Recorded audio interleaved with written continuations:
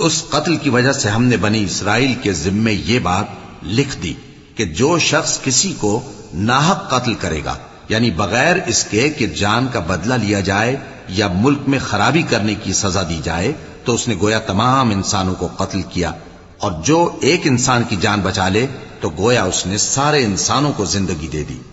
اور ان لوگوں کے پاس ہمارے پیغمبر روشن دلیلیں لا چکے،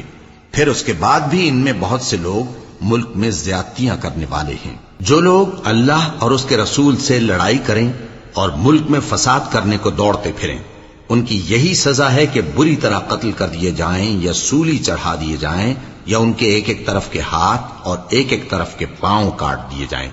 یا ملک سے غائب کر دیے جائیں۔ یہ تو دنیا میں ان کی رسوائی ہے، اور آخرت میں ان کے لیے بڑا بھاری عذاب تیار ہے۔ ہاں، جن لوگوں نے اس سے پیشتر کہ تمہارے قابو آ جائیں توبہ کر لی، تو جان رکھو کہ اللہ بخشنے والا ہے، مہربان ہے۔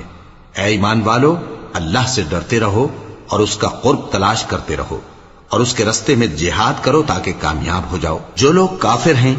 اگر ان کے پاس روئے زمین کا سب مال و متاع ہو اور اس کے ساتھ اسی قدر اور بھی ہو تاکہ قیامت کے روز عذاب سے بچنے کا بدلہ دیں، تو ان سے قبول نہیں کیا جائے گا، اور ان کو درد دینے والا عذاب ہوگا۔